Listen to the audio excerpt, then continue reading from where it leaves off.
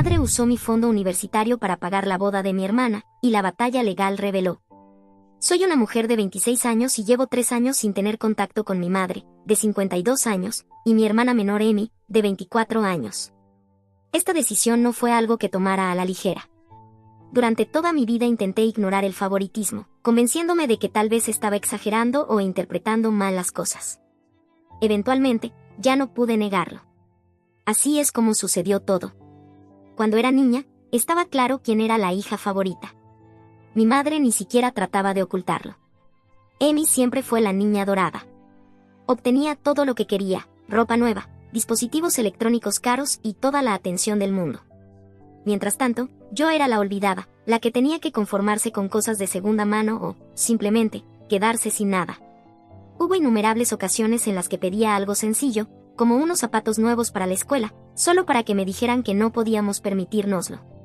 Sin embargo, la semana siguiente mi madre llevaba a Amy de compras para conseguir el último iPhone o un bolso de diseñador. No se trataba solo de cosas materiales, también eran los pequeños momentos. Cuando yo sacaba buenas calificaciones apenas lo mencionaban, pero si Amy lograba algo, aunque fuera mínimamente, había toda una celebración. El verdadero punto de quiebre, sin embargo, fue el fondo universitario. Desde que era niña, mi madre me había prometido que había un fondo reservado para mi educación. Hablaba de ello con frecuencia, asegurándome que no tendría que preocuparme por préstamos estudiantiles como ella lo hizo. Era lo único que me hacía sentir que tal vez, solo tal vez, yo también importaba. Así que, pueden imaginar mi sorpresa cuando llegó el momento de ir a la universidad y descubrí que el fondo estaba vacío. No quedaba ni un centavo. Confronté a mi madre al respecto, pensando que debía haber algún error. Pero no, lo admitió sin ningún remordimiento. Había usado el dinero para la boda de Amy. Una boda extravagante, por cierto, con un vestido de diseñador, un lugar lujoso y una luna de miel en Europa. Cuando pregunté por qué, se encogió de hombros y dijo que Amy lo necesitaba más. Esa fue su razón. Mi futuro, mi educación, no importaban porque Amy necesitaba una gran y llamativa boda. Estaba devastada. Terminé solicitando préstamos estudiantiles y trabajando en 2 empleos para poder pagar mis estudios. No fue fácil, pero lo logré. Mientras tanto, Amy vivía su mejor vida, ajena al hecho de que había tomado algo tan importante de mí. Intenté hablar con mi madre sobre ello un par de veces después de eso, pero cada conversación terminaba de la misma manera. Ella me ignoraba y actuaba como si yo estuviera siendo irrazonable o egoísta. Eventualmente, ya no pude soportarlo y corté contacto con ambas. Sentí que era la única manera de protegerme. Sin embargo, cortar el contacto no estuvo exento de desafíos. Por supuesto, la familia extendida se involucró. Mis tías y tíos comenzaron a bombardearme con mensajes, acusándome de ser desagradecida. Decían cosas como, tu madre hizo lo mejor que pudo como madre soltera y debería ser más comprensiva, ella es solo humana. No podían ver, o no querían ver, los años de favoritismo descarado y negligencia emocional. Para ellos, yo era la mala hija que abandonó a su familia sin razón. Comencé terapia en ese momento, y fue una salvación. Por primera vez, tuve a alguien que validaba mis experiencias, ayudándome a procesar el dolor y el trauma. No fue un viaje fácil, pero después de unos años sentí que finalmente estaba comenzando a sanar. Estaba avanzando con mi vida, enfocándome en mí misma y construyendo algo nuevo lejos de la toxicidad. Entonces, de la nada, mi madre se acercó. Habían pasado 3 años de silencio y, de repente, quería hablar.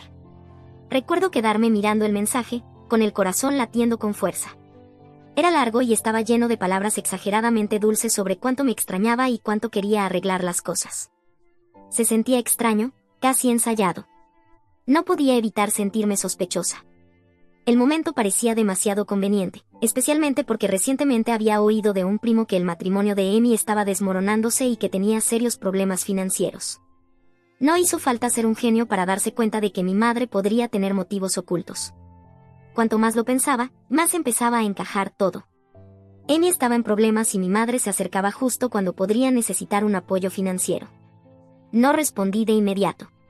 En lugar de eso, investigué un poco, hablando con algunos miembros de la familia que aún estaban en contacto con mi madre.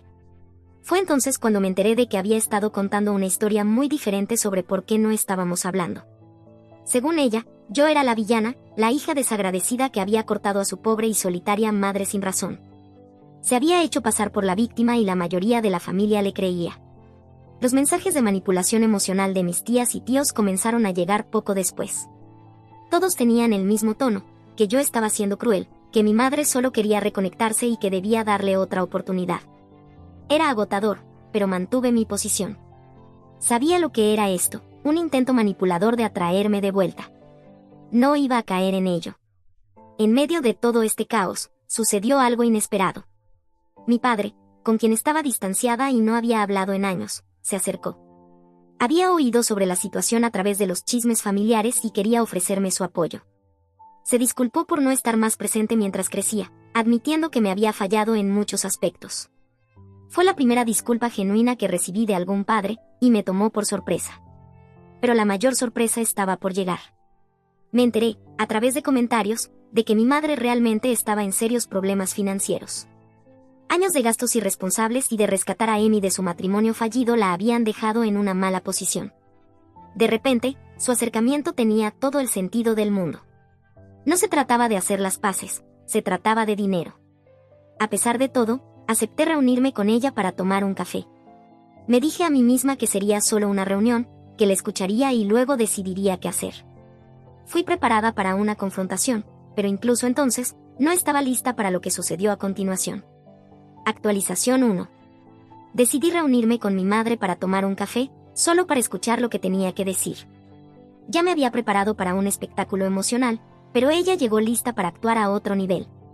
Comenzó a llorar casi de inmediato, disculpándose por todo, pero nunca asumiendo realmente la responsabilidad.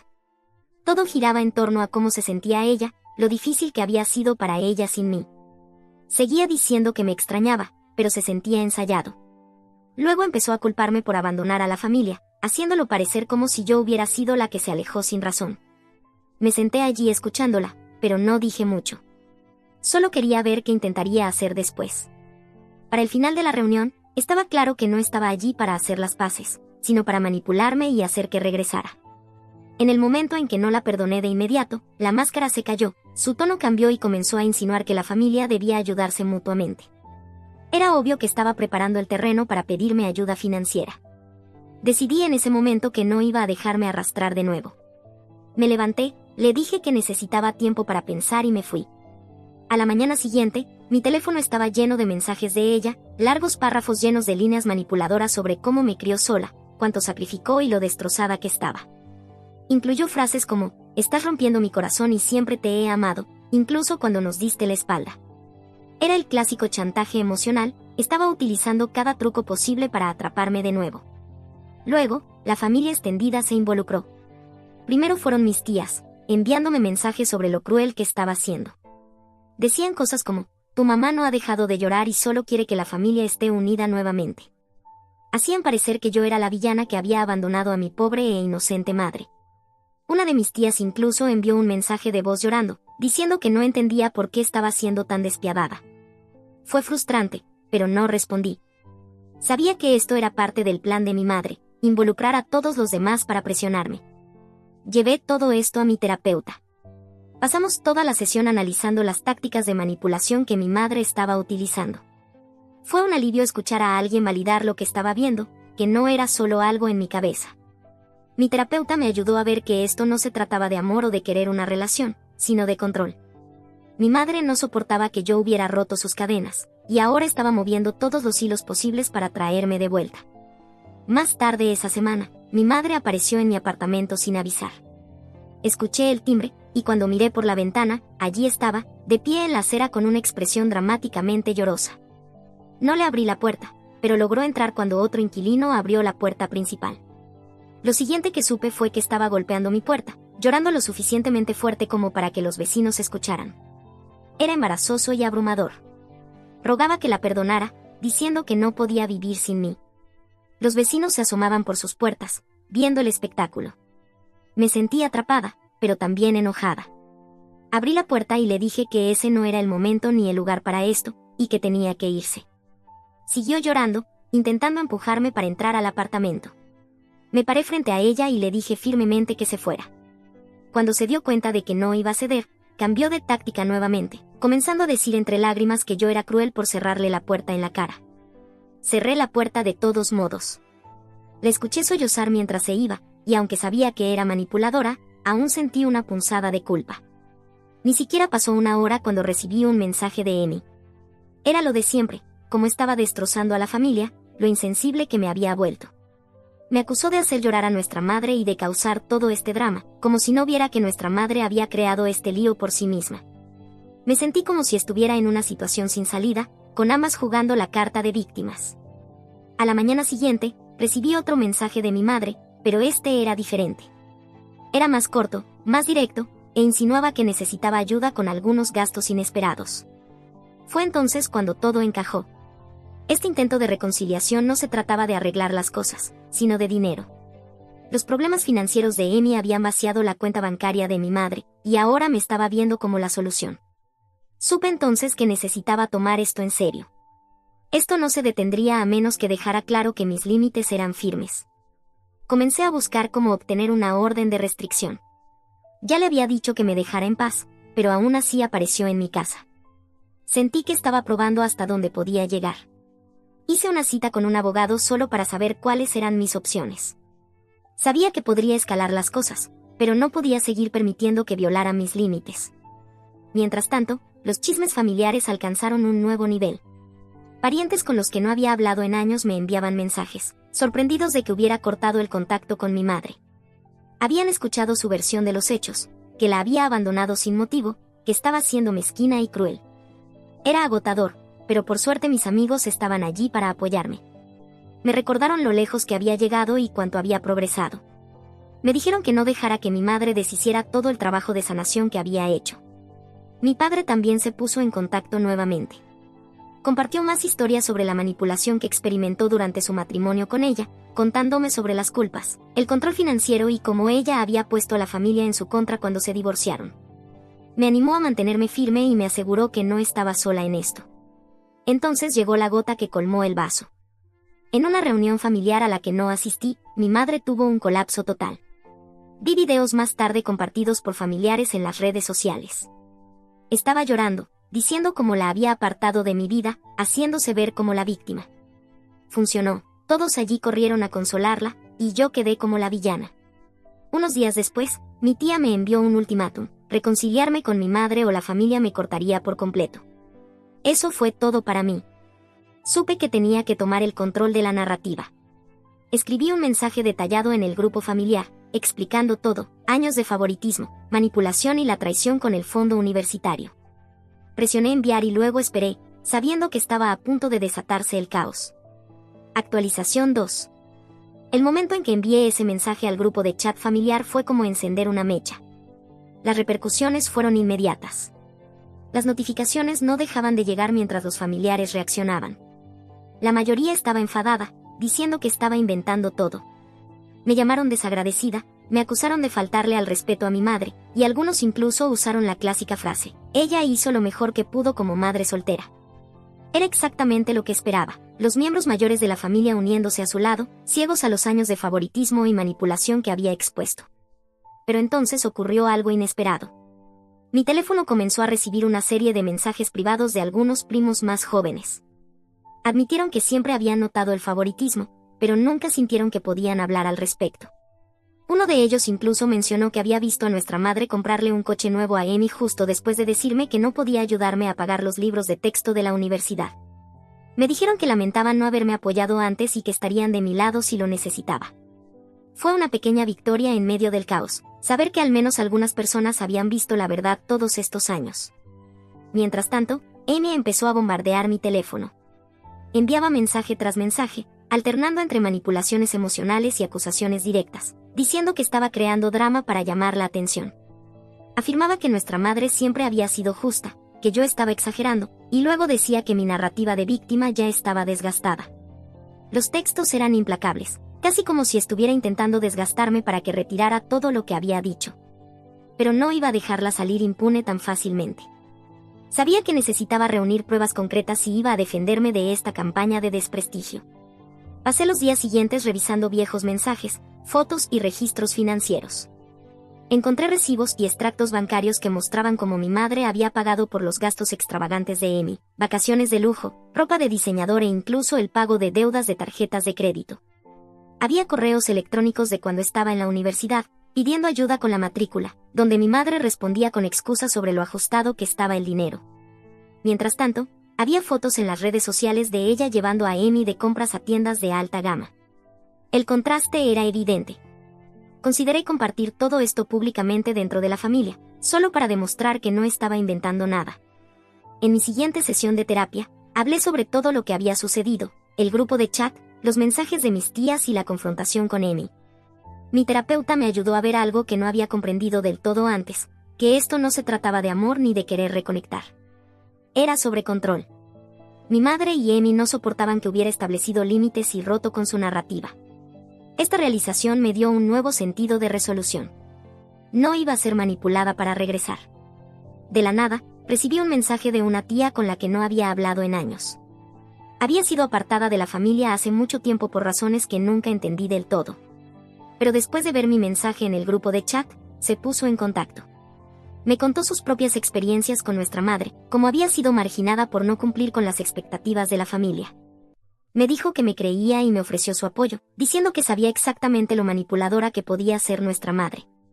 Fue reconfortante escucharlo, especialmente de alguien que había pasado por el mismo trato. Sin embargo, mientras ganaba apoyo en lugares inesperados, mi madre estaba ocupada difundiendo su propia versión de los hechos. Empecé a escuchar de más familiares que habían recibido llamadas telefónicas individuales de ella. Había estado llorando por teléfono, diciendo que era una madre devota que había sacrificado todo por sus hijas, solo para que yo le diera la espalda. Era la misma historia lacrimógena que había estado contando durante años, y estaba funcionando. La mayoría le creía y empezaron a enviarme mensajes para preguntarme por qué estaba siendo tan cruel. Fue entonces cuando decidí enfrentarme directamente a Amy. Nos reunimos en una cafetería, un lugar neutral donde sabía que no seríamos escuchadas. Le presenté todas las pruebas que había reunido, los registros financieros, las fotos, todo. La confianza de Amy vaciló mientras las revisaba. Comenzó a defenderse, diciendo que no era lo que parecía, pero a medida que insistía, comenzó a quebrarse. En el calor del momento, dejó escapar algo. Admitió que nuestra madre había usado mi fondo universitario para su boda porque ella lo merecía más. No podía creerlo. Durante todos estos años, Amy había actuado como si no supiera por qué el dinero había desaparecido, y ahora estaba confesando sin siquiera darse cuenta de lo que decía. Sentí una ola de ira, pero también de alivio. Ahora tenía la verdad, directamente de su boca. Había estado grabando la conversación en mi teléfono. Me sentí conflictuada por hacerlo, pero sabía que podría necesitar esa prueba para defenderme de la reacción de la familia. No podía arriesgarme a que tergiversaran sus palabras o negaran lo que acababa de admitir. Justo cuando pensé que las cosas no podían escalar más, mi madre apareció de nuevo en mi puerta. Esta vez con una canasta de regalos y una disculpa llena de lágrimas. Estaba interpretando perfectamente el papel de la madre arrepentida, diciendo que quería hacer las paces. Pero tan pronto como no acepté su disculpa de inmediato, su tono cambió. Me dio un ultimátum: dejar todo esto y perdonarla, o ser cortada permanentemente de la familia. No caí en la trampa. Sabía que era solo otra táctica para manipularme y someterme. Le dije que había terminado, que iba a cortar el contacto definitivamente. Cerré la puerta en su cara y bloqueé su número. La reacción de la familia extendida fue inmediata e intensa. Mi abuela llamó llorando, diciendo que la familia se estaba desmoronando por mi culpa. Los familiares me enviaban mensajes sin parar, intentando manipularme emocionalmente para que arreglara las cosas. Estaba exhausta, pero no iba a ceder. Me di cuenta de que tenía una última jugada. Escribí un mensaje final para el grupo de chat familiar, adjuntando la grabación de la confesión de Amy. Me quedé mirando el botón de enviar, dudando.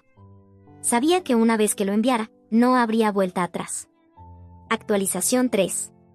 La mañana después de redactar el mensaje, me desperté con algo para lo que no estaba preparada: una campaña de difamación en redes sociales completamente organizada en mi contra. Mi madre y Amy habían acudido a Facebook e Instagram, publicando mensajes emocionales y vagos sobre cómo habían sido traicionadas por alguien cercano y cómo la lealtad familiar ya no significaba nada. No mencionaron mi nombre, pero estaba claro que hablaban de mí. Las publicaciones estaban llenas de emojis llorando, fotos de ellas abrazándose y subtítulos sobre el amor incondicional. Era una obra maestra de manipulación. En cuestión de horas, mi bandeja de entrada estaba inundada. Amigos de la familia y parientes lejanos me enviaban mensajes, algunos preguntando qué estaba pasando, mientras que otros directamente me acusaban de ventilar los problemas familiares y arrastrar a la familia por el lodo. Unos pocos fueron solidarios, diciendo que siempre sospecharon que había más detrás de la historia, pero la mayoría fue crítica. Un familiar incluso llegó a decir, los problemas de familia deberían mantenerse en privado. Estás destrozando a todos con este drama.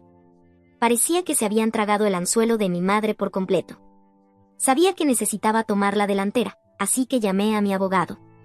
Le expliqué la situación, las publicaciones en redes sociales y el acoso constante. Me aconsejó que comenzara a documentarlo todo, capturas de pantalla de publicaciones, mensajes y cualquier declaración pública que hicieran. Me advirtió que el comportamiento de mi madre podría escalar si se sentía acorralada, y que debía estar preparada para un posible caso de difamación. Me aseguró que las pruebas que ya había reunido eran sólidas, pero que no podíamos correr riesgos. Más tarde ese día, las cosas tomaron un giro aún más loco. Estaba en el trabajo, intentando concentrarme, cuando Amy apareció sin previo aviso. Entró a la oficina visiblemente alterada. Apenas tuve tiempo de reaccionar antes de que comenzara a gritar, acusándome de destruir a la familia y de atacar a nuestra madre en línea. Mis compañeros de trabajo dejaron lo que estaban haciendo y se quedaron mirando, sin saber qué estaba pasando. Amy lloraba, suplicándome que detuviera todo, que retirara lo que había dicho y que me disculpara públicamente. Fue un espectáculo completo y me sentí humillada. Mi jefe tuvo que intervenir y escoltarla fuera del edificio. Después fui al baño para intentar calmarme, pero el daño ya estaba hecho. Toda la oficina estuvo comentando sobre el incidente el resto del día. Esa noche, recibí un correo inesperado de mi padre. Había estado investigando discretamente registros financieros de cuando era adolescente, tratando de ayudarme de cualquier manera posible. Adjuntó algunos documentos que encontró, extractos bancarios que mostraban que el dinero destinado a mi educación había sido transferido a una cuenta conjunta con el nombre de Amy. Estaba allí, en blanco y negro. Los fondos que debían ser para mi matrícula universitaria se usaron para mantener el estilo de vida de Amy. Mi padre no dijo mucho en el correo, solo que lamentaba no haberse dado cuenta antes. Decidí reunirme con mi tía separada para tomar un café.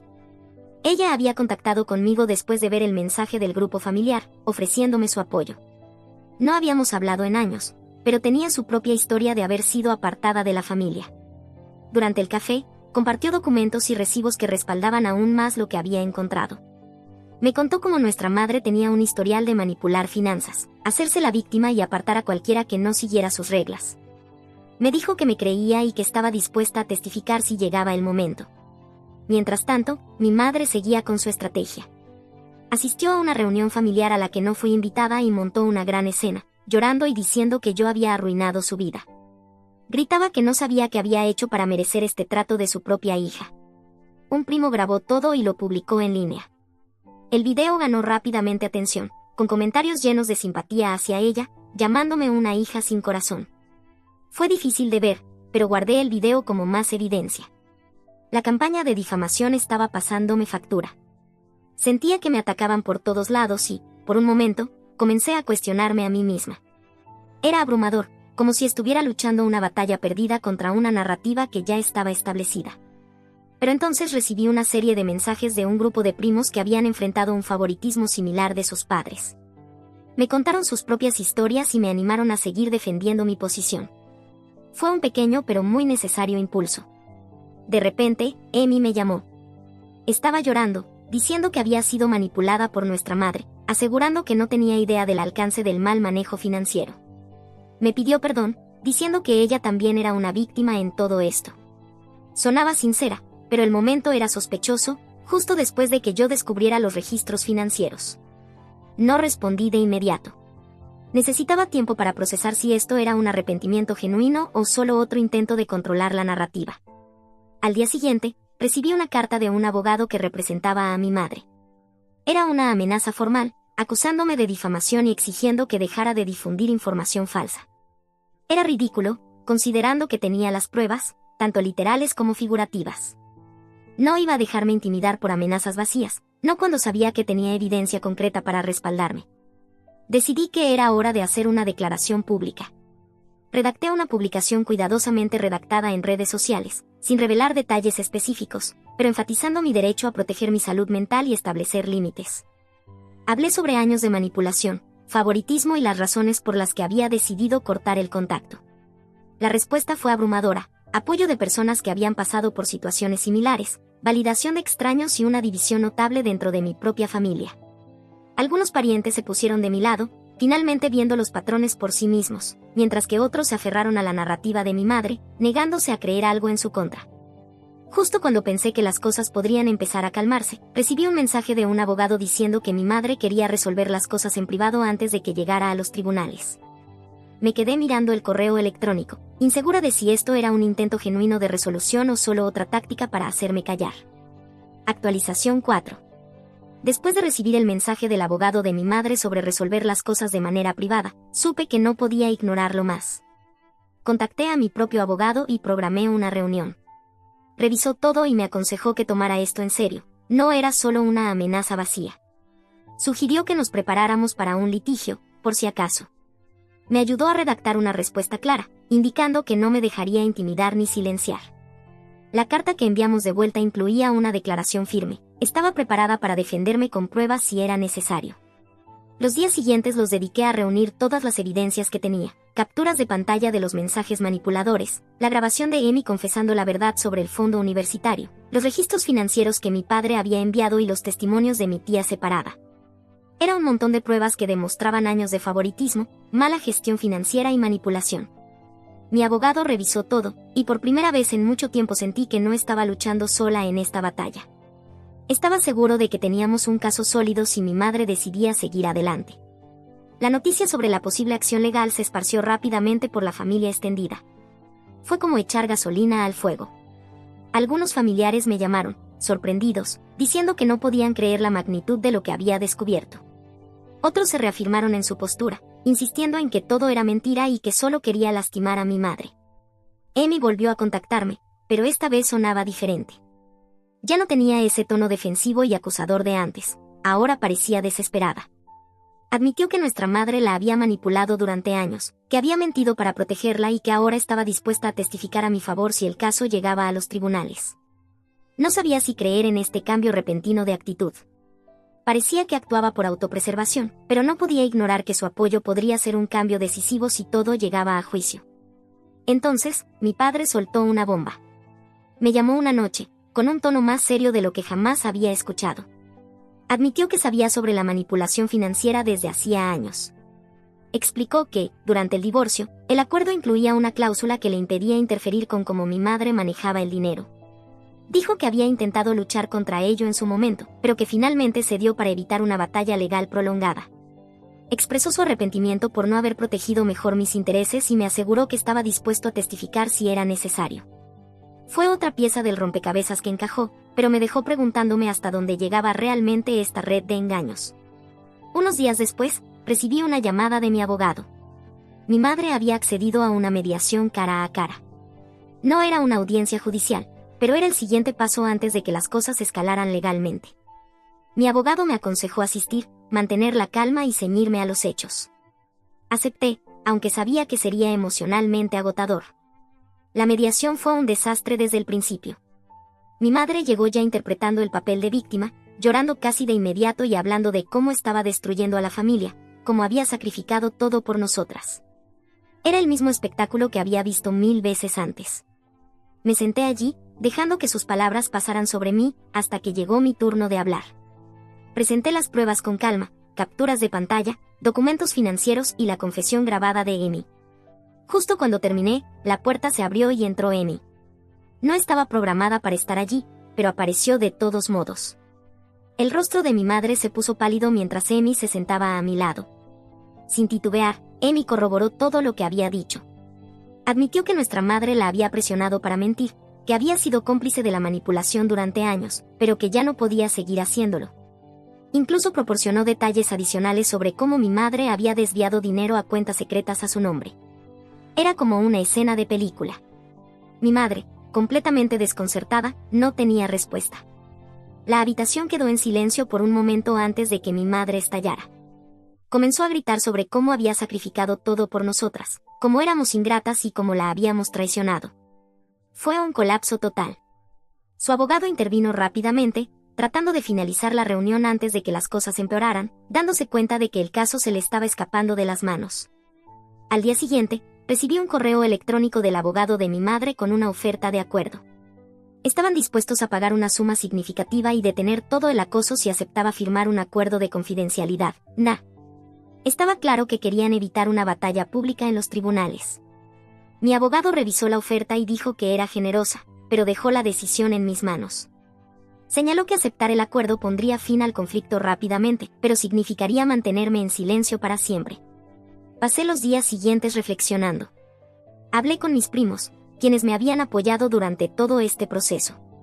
Me dijeron que no aceptara el NDA, que sería como borrar todo por lo que había luchado.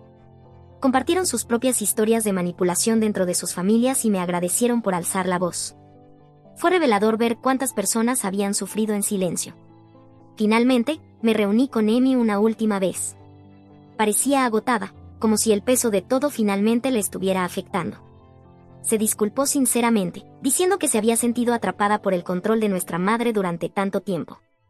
Insistió en que quería ayudarme, incluso si eso significaba perder el apoyo de nuestra madre para siempre. Sonaba genuino, pero aún no podía confiar completamente en sus motivos. Al final, tomé mi decisión. Rechacé el acuerdo y me negué a firmar el NDA. Publiqué una actualización final en mis redes sociales privadas, agradeciendo a todos los que me habían apoyado y anunciando mi decisión de dejar que la verdad saliera a la luz en los tribunales si era necesario.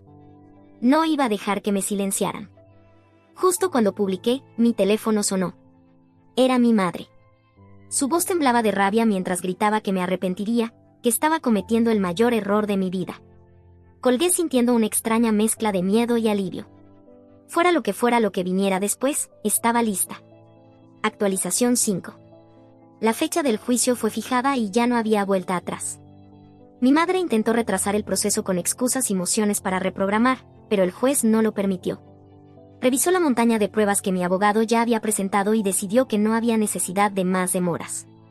Quedaba claro que no se trataba de una simple disputa familiar, sino de un caso serio de mala conducta financiera y manipulación. A medida que se acercaba la fecha, la división en la familia se hizo aún más evidente. El grupo de chat familiar, que solía estar lleno de actividad, ahora estaba completamente en silencio, excepto por algunos familiares que me enviaban mensajes privados. Algunos se disculparon por no haberme creído antes, diciendo que estaban sorprendidos por los documentos financieros y testimonios que habían salido a la luz. Otros, sin embargo, insistieron en que solo buscaba venganza. Fue agotador, pero al menos ahora sabía en quién podía confiar. El día del juicio, la sala del tribunal estaba llena.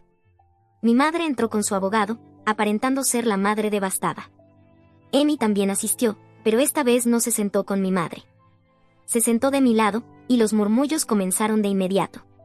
Era la primera vez que Amy me elegía a mí en lugar de a nuestra madre, y eso causó un gran impacto en la sala. Pude ver a los abogados de mi madre desconcertados, claramente sorprendidos por la presencia inesperada de Amy. El primer día fue tenso. Subí al estrado y conté mi historia en detalle, presentando las pruebas que habíamos reunido, mensajes de texto, registros financieros, y la confesión grabada de Amy.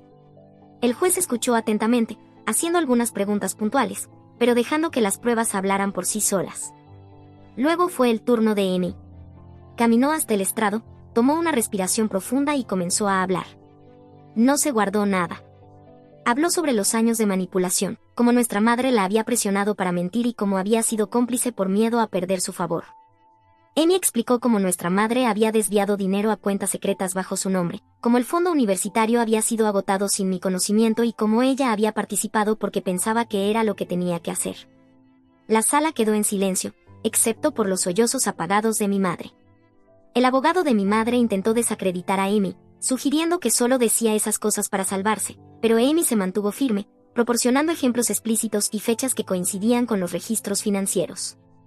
El punto de inflexión llegó cuando mencionó la cuenta conjunta, algo que solo alguien involucrado podría saber. Esto dejó al abogado de mi madre completamente desconcertado, evidentemente no estaba preparado para este nivel de detalle. Cuando mi madre subió al estrado, fue como ver una actuación ensayada. Lloró, afirmando que siempre había hecho lo mejor para sus hijas, que estaba siendo pintada como una villana por su propia familia. Habló de sacrificios, de ser madre soltera y de tener que tomar decisiones difíciles. Sin embargo, el juez no se dejó conmover.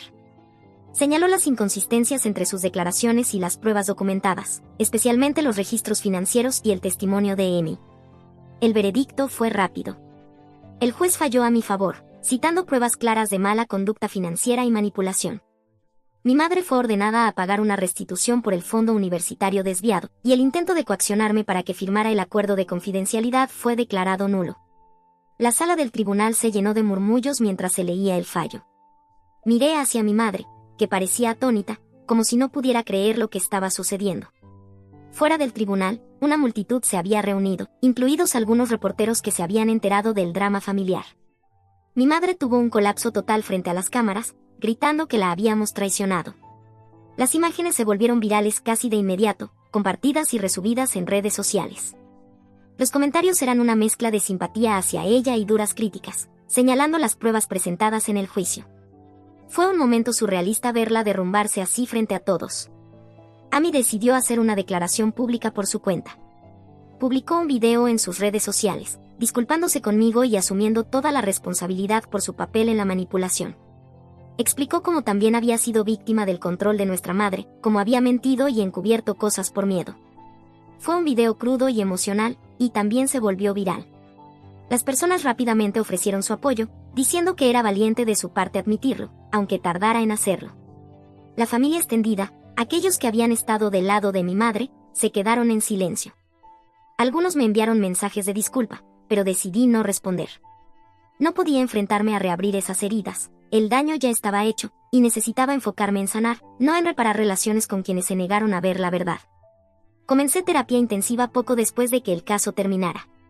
Había mucho que procesar, años de manipulación, el estrés de la batalla legal y el impacto emocional de enfrentarme a mi propia familia. Pero por primera vez en años, sentí que estaba en el camino correcto. Ya no miraba por encima del hombro, preguntándome cuándo vendría el próximo ataque. Tomé la decisión de cortar completamente los lazos con mi madre. La bloqueé en todas las plataformas, cambié mi número de teléfono y me mudé a un nuevo apartamento. Sentí como si me hubiera quitado un peso de encima. Amy también decidió cortar el contacto, y juntas comenzamos el lento proceso de reconstruir nuestra relación, comenzando con conversaciones honestas y asistiendo juntas a terapia. No fue fácil, pero ambas sabíamos que era el único camino a seguir. En mi última publicación en Reddit, reflexioné sobre todo lo que había sucedido. Agradecí a todos los que me habían apoyado, tanto en línea como en la vida real. Compartí algunas de las lecciones que había aprendido sobre los límites, el respeto propio y la importancia de defender la verdad, sin importar lo dolorosa que pueda ser. Mientras escribo esto, estoy planeando mudarme a una nueva ciudad, lista para empezar de nuevo. No sé lo que me depara el futuro, pero sé esto, me defendí cuando más importaba. Elegí la verdad sobre el silencio, incluso cuando me costó todo. Y por eso, no tengo remordimientos. Si alguien que está leyendo esto está pasando por algo similar, mi consejo es simple: confía en tus instintos, establece tus límites y protege tu bienestar, sin importar el costo.